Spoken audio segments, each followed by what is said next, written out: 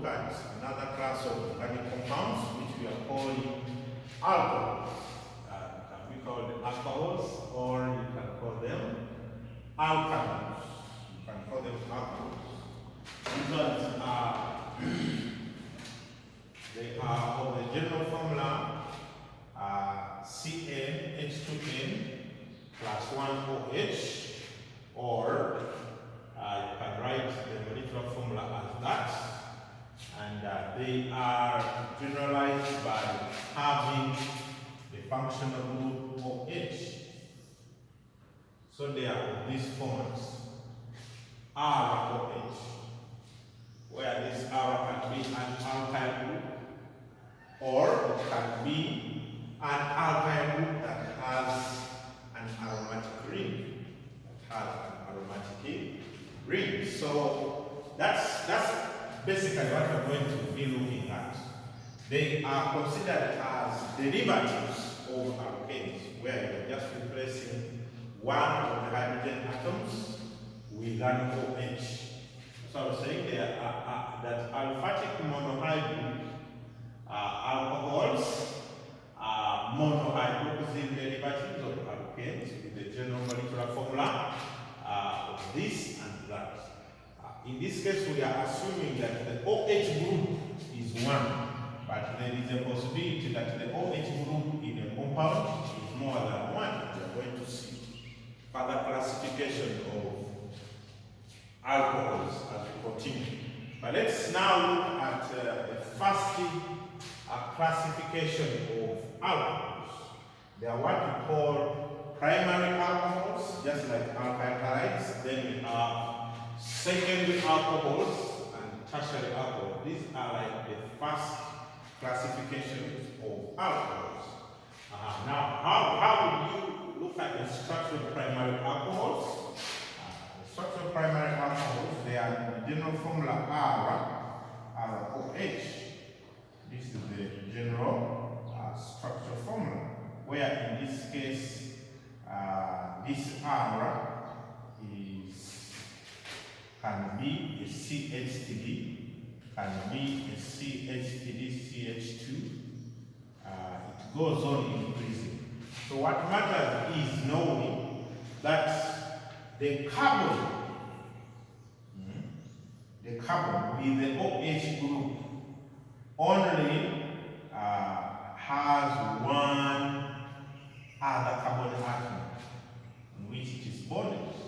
So it can be in this format. Generally, you can consider it like this, where this R now is one carbon atom directly bonded to the carbon atom with a functional group. That's exactly what we're talking about. So this R still can be this, can be that. So examples you can have: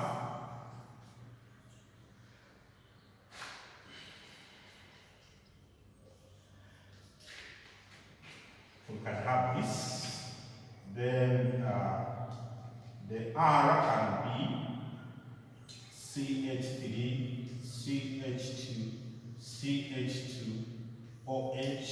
It can be bigger than that. What matters is that the carbon with the functional group is only attached to one other carbon. If you look at this carbon with the functional group, is only attached to one carbonic atoms. This is a typical primary alcohol. But however, this can be H. This can be H, like we said, such that it becomes CH3OH. This one is still a primary alcohol. So it's a primary alcohol, it's a primary alcohol, it's a primary alcohol. So the difference in the primary alcohols is you just keep adding a methylene group. You just keep adding a methylene group. If I add a methylene group here, I have this. If I add a methylene group here, I have that. So by definition, this one is going to be methanol. We're going to look at the nomenclature of these compounds, but this one we call it methanol. A derivative of methane. Just remove A and E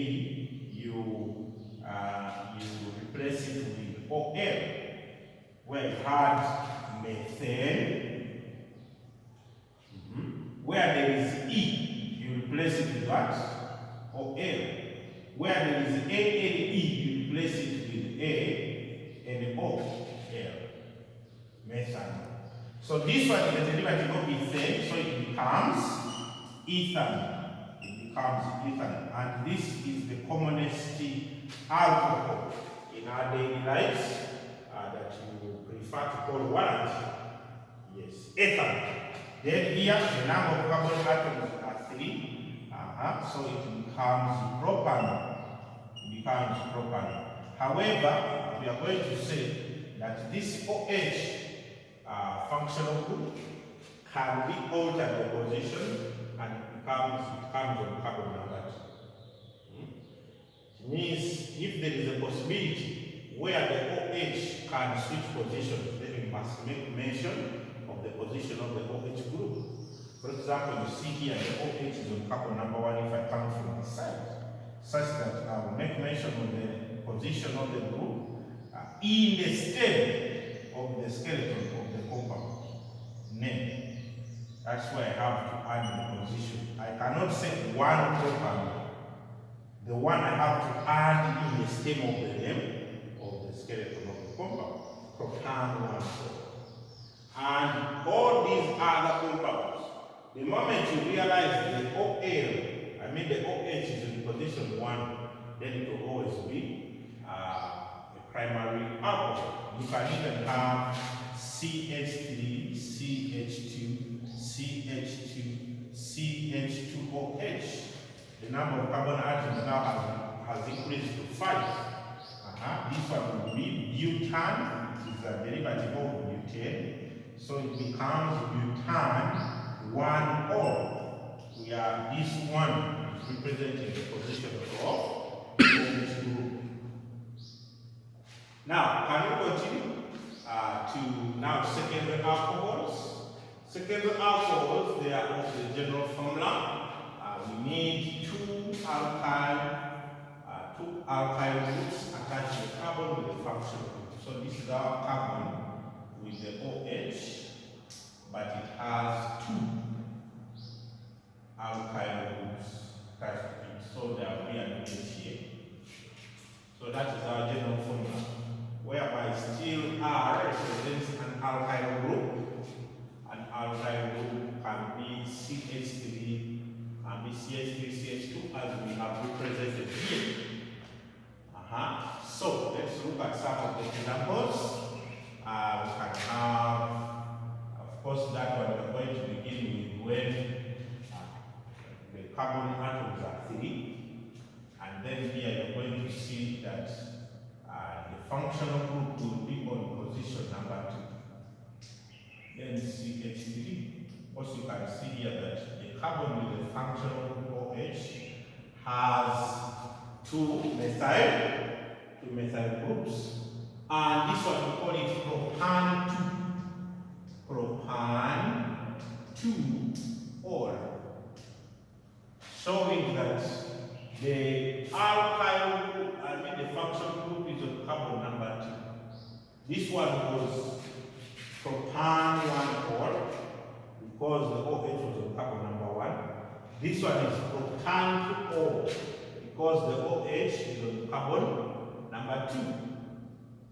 Another example, maybe the last one I can give here, we have CH3, CH2, CHOH, then CH3. In that case, the longest carbon chain has 4 carbon atoms, therefore it is a butane.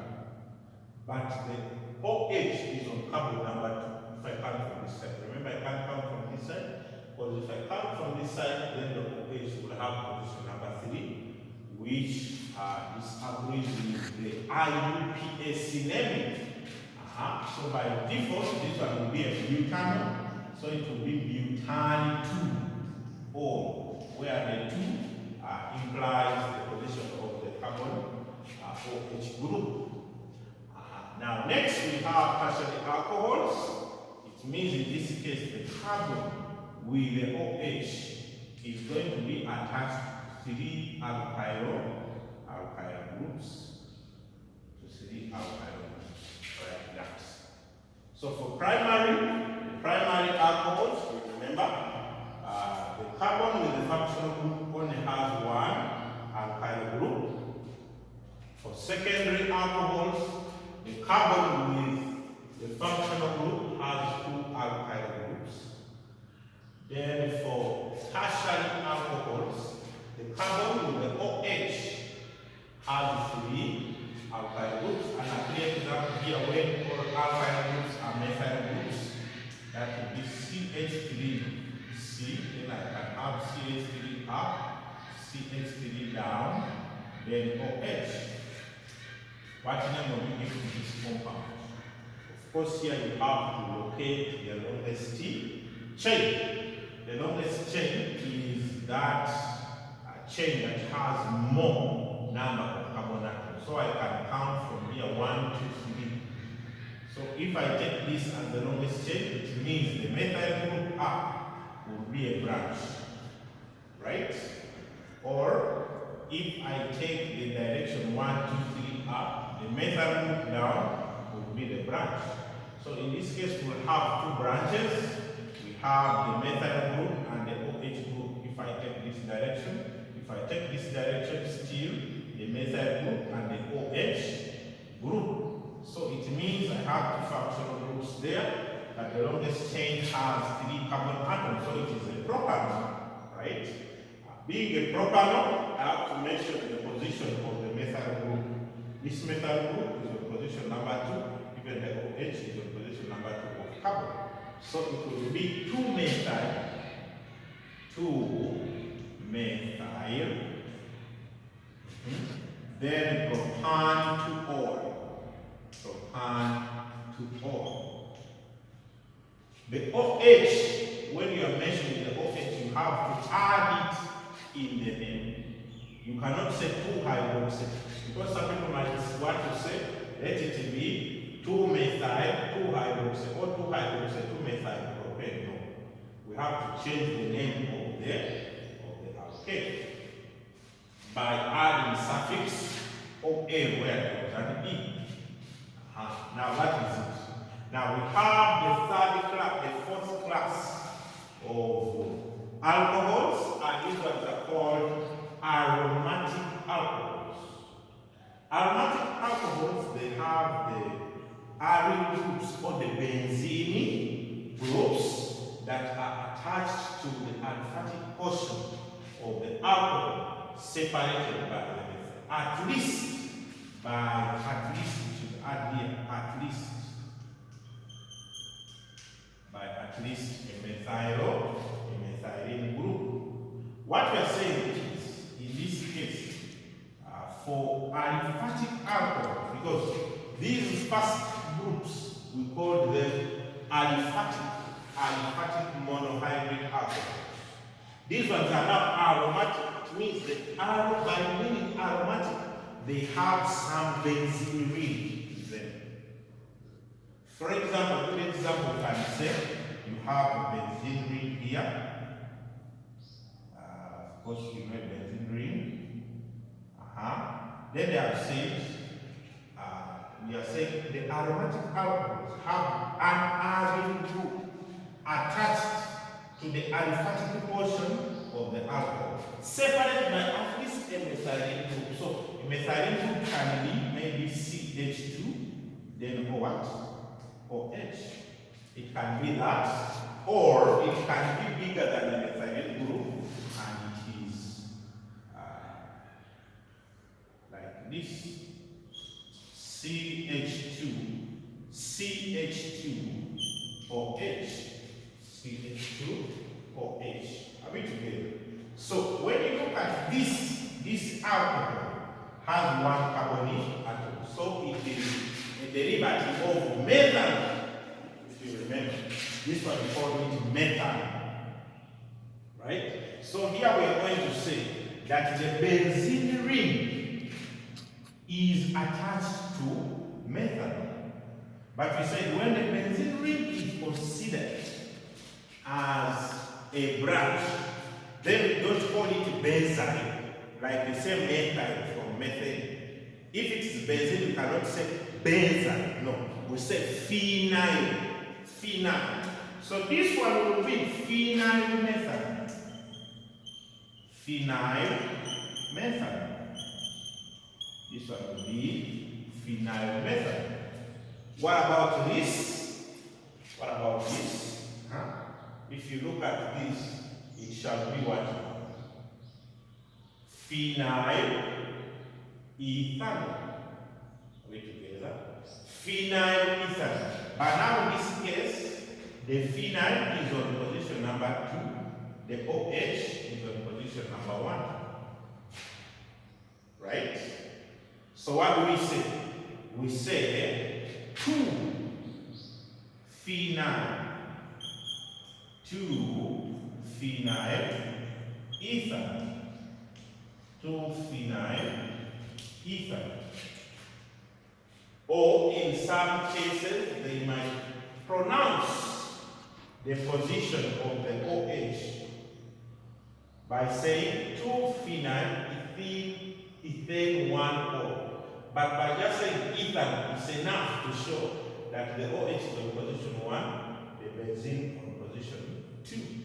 The reason why I'm saying that is because there is a possibility of this OH being attached on the same carbon atom with the what? With the benzene ring. And that one will not be an aromatic alcohol. Because we have said for aromatic alcohol, the aryl group should be separating the OH by at least a methylene, and the methylene group is CH2.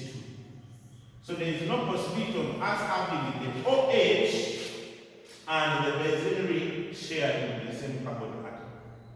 So that will be the name.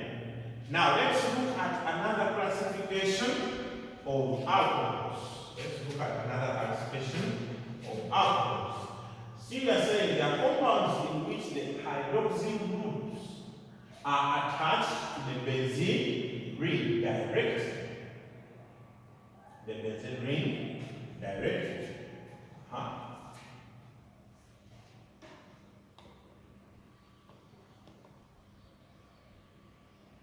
These hydroxyl groups are attached directly to the benzene ring. This is different from where we are coming from. When you look at these aromatic alcohols, the OH group is not directly attached to the benzene ring. We say in this case the OH group is separated by at least a methyl group from the benzene ring. Right here you see the OH is not directly bonded to the benzene ring.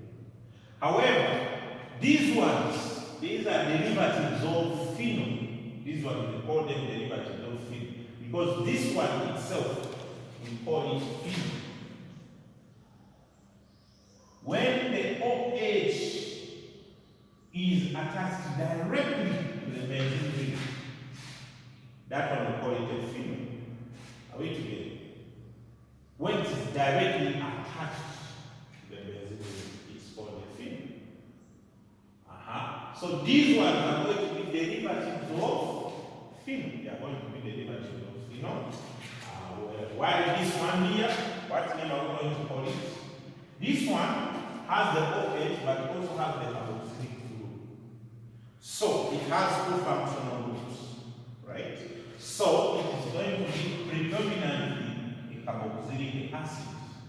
So as we are looking for the name, we are going to assume the OH now is the branch of this compound, right? By giving position 1, 2, 3, 4. So the OH group is on position 4. Even if it comes from this side, still it will be position 4. So what name would this be? It's going to be 4 hydroxy. 4 hydroxy. OH, in this case, we are calling it hydroxy. 4 hydroxy benzoic acid. Benzoic acid.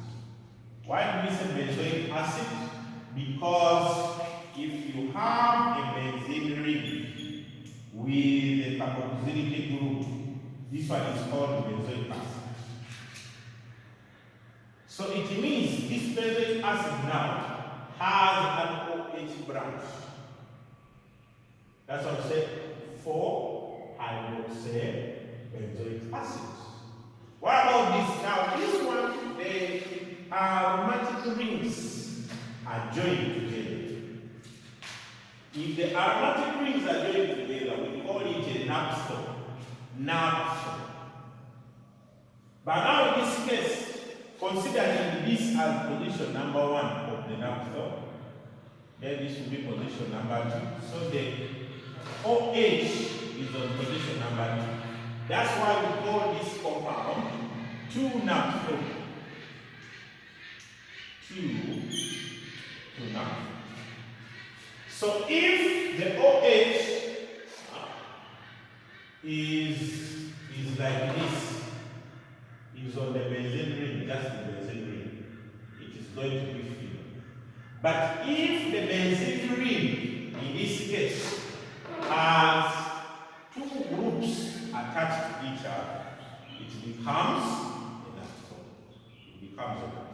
Naphthas are different from azodides, but we shall see their differences and similarities as we continue, especially when we are looking at amines. Next, let us look at another, which is going to be the last classification of alcohols. Like we said, most of these that I've been dealing with, they have one functional group of the OH. They have one functional group of the OH. But what if the OH is more than 1? If the OH group is 2 in number, 2 hydroxyl groups, we call them diols. Di means diols. If it is 3, we have 3 OH groups, it will be a triol. If the number of groups are many, like in glucose, we call it a polyol. Poly means many. Are we together? For example, when you look at this, the number of carbon atoms are 2. That means it is a derivative of ethane. Even in my nomenclature, I'll call it ethane. Then I will make mention of the position of the OH. One is on carbon number 1, the other on carbon number 2. 1, 2, diol. Why do I say di? Because there are 2 OH groups. Diol. What about this? Now in this case, this one is the derivative of propane because there are 3 carbon atoms, right? But the OH groups are also 3. So it is a triol. It's a triol. So by naming it, it's going to be propane. I avoid the E, the last E. Propane. Then 1, 2, 3. Position 1, position 2, position 3. Triol. Triol. Tri meaning there are 3 number of OH groups that are attached. The general nomenclature of alcohols in a few minutes. Now, the alcohol names are obtained by dropping suffix ane from an alkane, replacing it with suffix NON, suffix NON. The position of the OH group is indicated by inserting the appropriate number between the stem of the name, the stem name, and the OL. You say, for example, if you have CH3, CH2, CH2OH. This one is a derivative of propane. So we say it is propan, but you have to make mention of the position of the OH group. So it is on position 1. Remember, every time you are writing the number in a name, you have to use slashes to separate letters from numbers. If you have this OH, how do you name this? This one, the triangle, is a derivative of a cyclopropane, right? So it means it's going to be cyclopropane. Why don't I make mention of the position of the OH? Because if it is here, whether it is here, whether it is there, wherever you put it, the position will always remain position 1. Because when we are naming, we begin from the carbon with the functional group, so that it can take the lowest number. Are we together? You see that? If you have more than 2 functional groups, maybe, if you have more than 2 functional groups, you have CH3, CH3 here, then CH, OH, CH, then CH3. Maybe here I can put another methyl group. Like that. What name will be given to such a compound? Of course, you have to identify the longest chain. The longest chain has 1, 2, 3, 4, 5 atoms. So it is a pentane, right? So it's going to be a pentan, whereby the OH is on carbon number 3. Pentan 3 or pentan 3. But we have the 2 methyl groups now. The first one on position number 2, the second one on position number 4. So we shall have 2,4 dimethyl. 2,4 dimethyl. 2,4 dimethyl propan 2-ol. Dimethyl propan 2-ol. So this is what we are going to be having as the name. It is propan 3 because the OH is on position number 3 from either side. So I want to give you some of the compounds and see if you can name them in your exercise. So the first one you can have CH3, CH,